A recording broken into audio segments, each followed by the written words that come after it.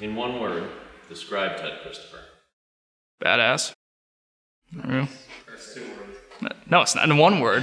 That is. No, I still think it's one word.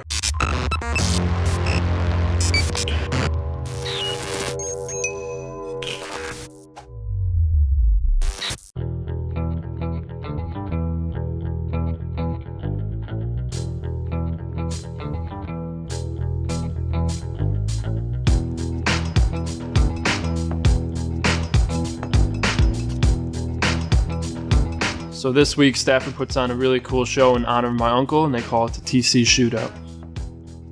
My dad and Ted were twin brothers. Both of them are very successful at Stafford and have multiple championships. Ted passed away in 2017. He has over 100 victories at Stafford and 9 championships in the SK Modifieds.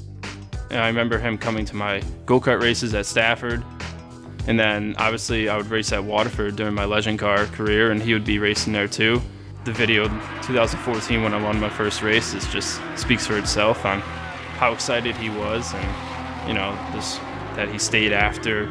It was the last race. It took an hour to complete, but he still stayed in the cold. The only SK Modified driver in Connecticut who's put up numbers even close to my uncle is probably Keith. Those two have had some pretty epic battles over the years. In one word, describe Ted Christopher. An animal, a complete animal behind the wheel. I was still early in my career, and it was like we were always finishing second to him. He'd always get me with 2 to go, and it'd just carry over the next night. When they come down to the bottom of turn number 1, Keith Rocco is still the star of this one. We were leading the race, and Ted got to us, and he drove by us, and I passed him again. He passed me back. Between him and Keith Rocco, Pitcat looking to become a factor. Here Rocco comes Kid Rock again for the lead. They slice and they dice off turn number 4. It is Keith Rocco back in command, but short-lived at the line. It's Christopher. And it came right down in the last lap, and all I could remember is my spotter yelling on the radio, just drive down in the corner and hit him. So, of course, I wanted to win a race, so I drove down in turn 3, and I hit him as hard as I could. Keith Rocco right there on his back bumper. Deep into turn number 3. He goes in deeper than most. Christopher is in trouble. He went sliding up, and I dove under him, and we came across the line about side by side, and I won the race. As they threw the checkered, he hooked me in the right rear, spun me around, and we both went in the fence. And Christopher retaliates. Rocco goes around. I got out in victory lane. I was like, hey, Ted, wherever you are up there in the fence, thanks for teaching me that move. Ted, I don't know where you are right now up there in the fence, but thanks a lot for teaching me that one. We had some words after that, more him having words with me. That was the bad one, and then, there was a lot of good ones. I mean, when Stafford used to have the Coors 100. What breathtaking stuff at the front of the field between Rocco and Christopher. Christopher making a move, a bid for the lead. Daredevil move. Contact. Rocco trying a little bump and run action. I think we swapped the lead like 15 times that race in a matter of like 40 laps. 2 guys battling so hard, and Rocco has regained the lead, and here comes Christopher. He gets it right back. Bonsai move to the bottom, off the turn. Brand new leader emerges. It is Keith Rocco. It was incredible racing. People still talk about that to this day. Glen, Reen, and Ted Christopher hit at a ton. We got into it real well. It was like 9 laps of just pure aggression between the two of us. And finally, he wrecked us in turn 1, and I was so mad. I put it back in first gear and drove up and over the top of Ted's car. By the time I got done, I ran to his window. We were going to start fighting, and we got yanked away. And the next thing I know, my crew and his crew were fighting, and then we all got thrown out. And, the next race was the 5K race, so I missed the first one. One of the few times when we had our family car, when we took it down to Waterford in 2016. We started in the back. There was a green-white checkered between me and Ted. And just knowing how Teddy races, it's going to be tough to get by him. But we really had nothing to lose that year, and we weren't having a great year at Stafford. I don't think we had won a race yet. Going down there, going into turn 3 on the last lap, I kind of just shipped it in there.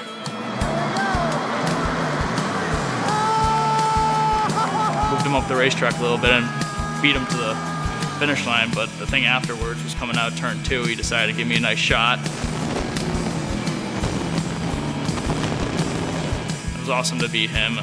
He's the king. I just had to throw it in there. I know TC would probably done the same to me, so I just got to do it back.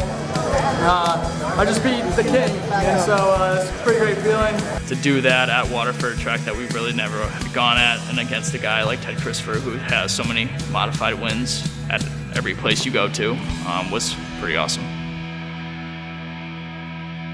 I know, like, most people know, especially in the racetrack world, like Ted as in like the driver, but I know him more as my uncle, which is completely different than anything at the racetrack. I mean, at the racetrack, you know, he was focused and, you know, had a job to do and would move you out of the way and would win races and this and that, and everyone had their opinion about him. But when he came over to my house or when I was at his shop working since I was 15, it's like completely different person. Goofy. An example I always come up with is his way of waking up in the morning. Like if I ever stayed over his house and we had to go to a racetrack in the morning, say pit gates open at 9 o'clock, and you would work backwards off the time schedule. So, okay, we have to be there at 9 o'clock, to wake up at 8:15. That means we have to eat breakfast for 10 minutes. That's 8:05. You, Michael, you only have a 7-minute shower, so make it quick. You got to wake up at, whatever, 6:45 on the dot. And it had to be on the dot for everything, which is, you know, just an example of, you know, what type of person he was. Final time in turn 3 and off 4. Ted Christopher back in winning form here at Stafford. He'll take down the win. For the 6th time this season and doing it the hard way from the back of the pack. No practice for Ted Christopher. Geez, I want to thank Mark Roof for starting me last. Yeah. And no practice time. No practice time. Nah, practice is overrated. I always say that all the time. You know, every time he did win, if I was racing, I would hop out and get in a victory lane, you know. It's just part of what it is. It's family. You got to be there. When I heard about the plane crash, I was home with my sister. Just kept getting phone calls like, you know, that there might be a plane down somewhere, and you know, just always checking my phone on Twitter and whatnot, just like, you know, following these NTSB accounts, just trying to figure something out, and, you know, kind of just piecing things together. You just knew it wasn't good. Christopher was the passenger in a single-engine plane that took off from Plainville at around 12:30 yesterday afternoon en route to Riverhead, Long Island, where Christopher was to race. It somehow crashed in the woods near the Guilford-North Brantford border at around 3 p.m. 59-year-old Christopher and the plane's owner, 81-year-old Charles Dundas, did not survive. When I heard about the news about Ted's plane crash, it was we were at Waterford racing, and Ted was supposed to be at Riverhead. My wife came over and said, you know, nobody's heard from Ted, and, you know, next thing you know, somebody says there's a plane crash, and it's like, it's just, you put all the pieces together. It was like, how could this be possible? Slim called me and he said, hey, just so you know, there's a possibility that Ted might be hurt. And I was like, what do you mean? And they told me that they haven't confirmed it, but a plane had gone down in Connecticut and Ted's late. So I immediately started praying. I'm like, please don't be Ted. Like, you know, just maybe they needed fuel, maybe something happened and it wasn't an issue. And it was like, you know, when you have that feeling, it's just like, you know, it's not good, but you're like just hoping and praying anyways. We were actually at Riverhead, and I'm good friends with Mikey. I've been good friends with him for a while, so we heard it was a plane crash, but like, it wasn't him. Like, there was like different stuff going around the racetrack at Riverhead, and then, of course, I actually texted Mikey, and I'm like, what's going on, man? And he goes, I have no idea. My dad and mom were going down there, so they weren't even with my sister and I. They were on the ferry, and they had to get the first ferry back, and then it's just like that waiting period is just god-awful. Then we had to go tell my Mimi, and she had no idea.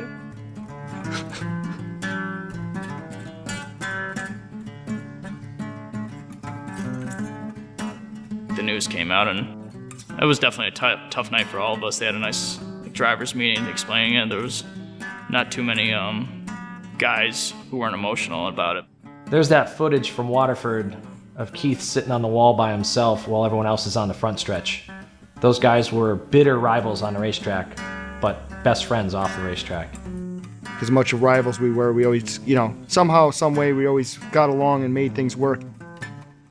It was a rough day to have to deal with that and hear the news and then have to get in a race car and go race. I mean, that's what he would want. He wanted us to keep racing, so. After Ted's death, it was kind of like my father and I both decided that we shouldn't race the remainder of the season. You know, my father couldn't do it. It was just so much on him. So we decided not to run the rest of the season. The remainder of that season, I think there was only 2 races left after that. We wanted to win in the worst way. We went all year. We didn't win a race, and Ted won like 6 that year. He was untouchable. We went out that Friday night, and it was one of those things where we were driving the track with our heads down, and things were hard, and you're trying to forget about what happened. I got there, didn't want to talk to anybody, didn't want to see anybody. The best race that I've ever been a part of, but didn't race, was the one where Keith won. It was just incredible to watch. We just went out there and we just murdered the field that night. It was incredible. We were all in victory lane. It was just everybody surrounded with Frank Sinatra playing in the background. It was awesome.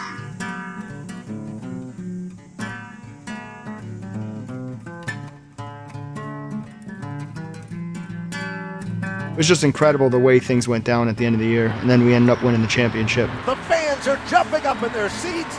Keith Rocco has done it and won the title here at Stafford. I think this is the only way that Ted Christopher would want Rocco to win the championship.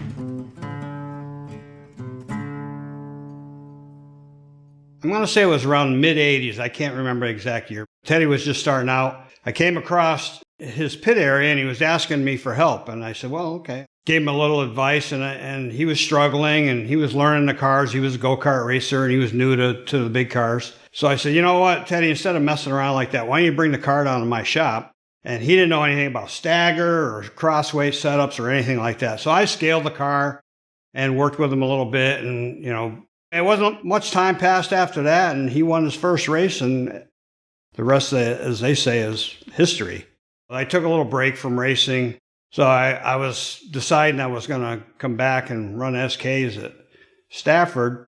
Teddy saw me in the pit area. He says, what are you doing? You thinking about getting back into racing? I go, it's just kind of kicking around. Maybe I'll do something. He goes, before you do anything, he says, come down to my shop and see me. And he's got like 7 cars all lined up there. And he says, hey, what do you think about that car right there? And he pointed to his 2007 championship car. I said, that's a beautiful car. I said, nice. He says, you know what? He says, you helped me out early in my career. He says, why don't you take that car right there and take it home and go racing next year?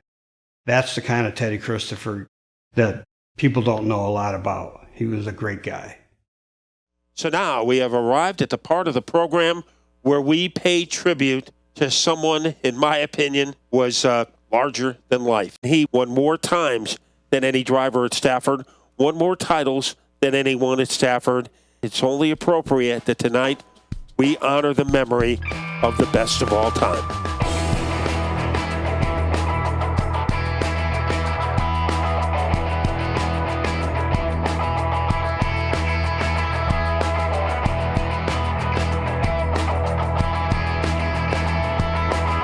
They are green and racing. These are the SK Modifieds as they rumble down into turn number 1. On the initial start of the race, we restarted second outside of Nick Salva.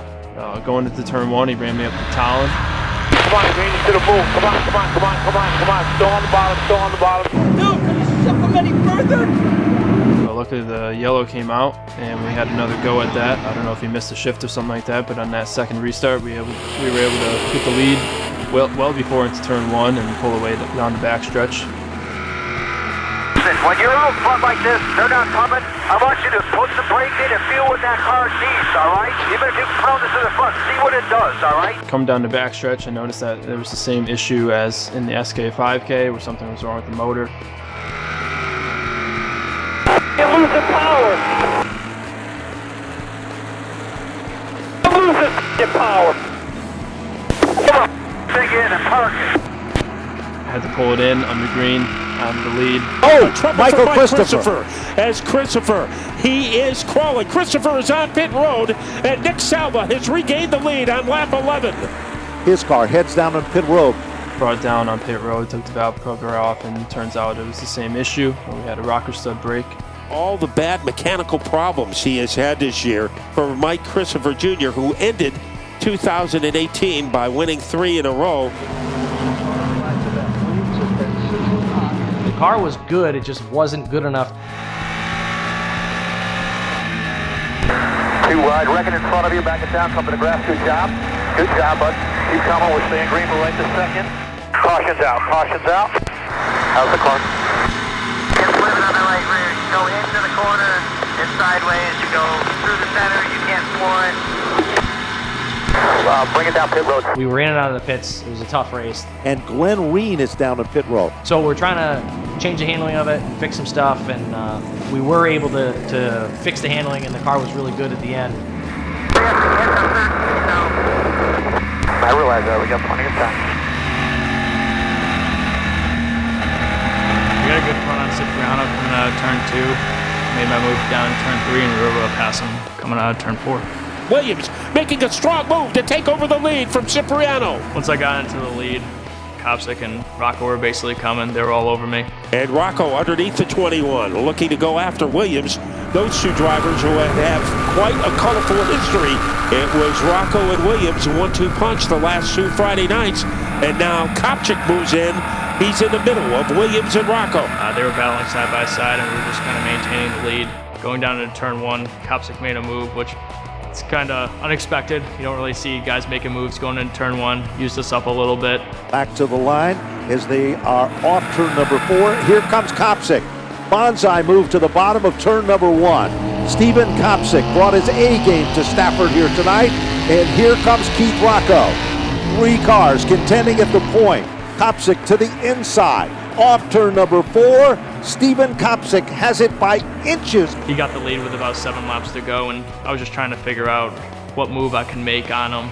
My strong corner has always been coming out of turn 2 and making the move down into turn 3, so just trying to find my best opportunity. Now here comes Williams. He has an opening. He has an alley, and he will have the lead coming off of turn number 4. It is not going to be that easy. He hung tough on the outside, and we kind of had to settle back into second, and then Keith stuck his nose in there, which kind of, I thought, cost us the race altogether. We weren't going to have a shot at the actual win. 2 laps to go. And now Rocco goes to work. He is on the inside groove. He is going after Kopsic. We were able to sneak second away from Ronnie. Stephen Kopsic has done it here at Stafford. He'll take down the win. So our top 13 who will go into the Ted Christopher Memorial. It was a hell of a race just to get into the top 13. We brought the top 13 cars down on pit road. They have 2 minutes to do an adjustment. What are we doing? Check the car, check the stagger. Check the stagger. Anybody, check the stagger. We only got 2 minutes. They cannot put new tires on their automobiles whatsoever. They can take the front tire, the right front, and move it to the right rear, and the right rear to the right front. They cannot pit in this TC 13-lap event map. This is a dash for the cash of 13 laps, the way that Ted Christopher liked to race. So we had a great starting spot for the 13-lap shootout, starting third. It was a good window for me to look out and see just one car I had to pass. But I didn't pass him. Well, I did. But I didn't pass the others that passed him. Go, go, go. The 13-lap race it's a fun race every year. And I honestly thought we had a shot to win it again. I really did. We started third. We had a great spot. I thought Eric was better than he was going down into 1. I laid off him a little bit and I timed it. And he just timed his block perfect. I mean, I crossed him over in the middle of the corner and I just clipped my right front on his nerf and slowed the whole momentum down. And the outside lane got a run. But I think that was it. If I could have got to the inside of him there, gone 3 wide on lap 1, which is my signature move clearly, we'd go down into 1 and we would have been set sailing. Reen almost lost it. We lucked out there. You're clear all around, kid. Todd Owen emerges as the leader on lap number 3. And keep an eye on Keith Rocco as he has some muscle on the outside. As they head down into turn number 3, this time Owen has the opportunity to guard the inside lane. Owen was leading, I was second, and I baited myself into running the top. I drove to the outside of him. Rocco is the leader by a molecule. And I was watching these two, Keith and Owen, battle it out. I saw Keith and Owen put it on a heck of a battle up front, but at that point, we didn't think it was best for us to risk our car or crashing our car. We were sitting safe back in like 8th place. Although it was a big low for us to not be in that race, my dad, my mom, me, my whole crew very into the race and cheering Keith on. To watch it on the sidelines and watch Keith do his thing was exciting. And it was one of those races, there's only 13 laps, so you ain't really got much time to waste. And I was out there for 3 laps, and I'm thinking to myself, well, you know, this ain't gonna work. So I settled down the line, and I drove down in turn 1, and I rooted him about as hard as I could. The bottom shot that Keith Rocco learned from Ted Christopher has enabled him to move into the lead, but not by much, only by a breadcrumb over Todd Owen.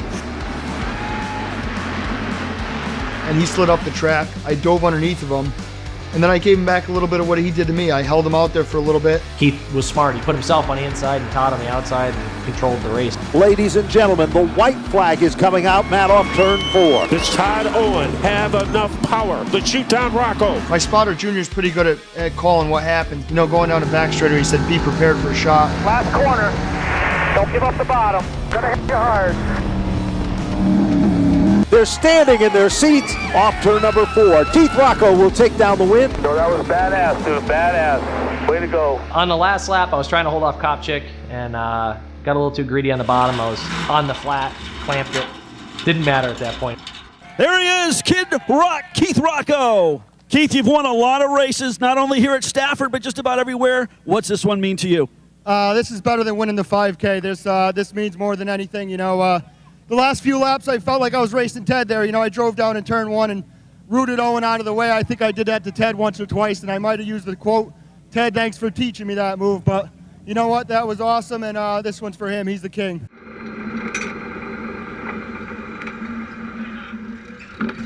So whether it's on-track altercations or a mechanical issue, which has happened a lot, power steering has taken us out of contention, I think 3 or 4 times this year.